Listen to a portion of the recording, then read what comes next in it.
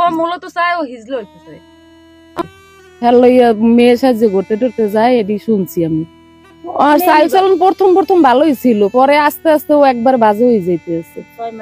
হ্যাঁ বাজে হয়ে যায়। একটা পুরুষ মানুষ যদি মহিলা সাজে, কান ফোরাইছে মনে হয় 10 জায়গায়, এরপর 3 পিস পরে, শাড়ি পরে, লেহেঙ্গা পরে, পরি পরি একটা ছেলে আসে, ওই ছেলের সাথে যায় ঘুরতে মোটরসাইকেল। রাত্রেও থাকে বাসায় নিজের অঙ্গ কাটতে ফেলাইছে। আল্লাহকে ওই পিছে মিশে কিছু নাই, ওর লগে একদম সমান।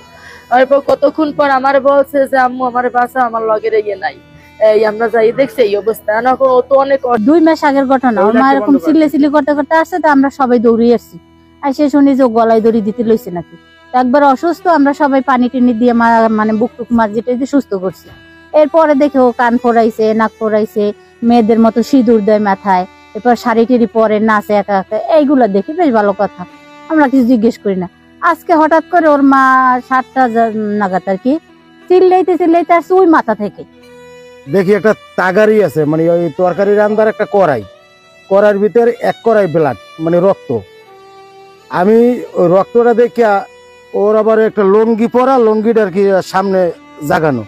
আমি জাগাইয়া আবার ওই লঙ্গির ভিতর দিয়ে উপর দিয়ে দেখতেছি যে সমস্যাটা করছে কোন জায়গায়। আসলে দেখি ওর সাথে যে পুরুষঙ্গটা ওটা সাথে নাই। আরো কয়েকবার মানে আপনার গলায় দড়ি দিতে গেছে বা ওই হাত কাটছে, আরো অনেক কিছু, মানে ও নিজে অনেক কিছু করে। জায়গায় দেখলাম যে ওর পুরুষলিঙ্গর যে আপনার সম্পূর্ণ যে আইডেন্টিটি থেকে সম্পূর্ণটাই বিচ্ছিন্ন, কোনো কিছু নাই। এই আমি আর ওর মাই নিয়ে হাসপাতাল নিয়ে এসেছি। হাসপাতাল এমার্জেন্সিতে কি করার পর ওই ছেলে পেয়ার করছে।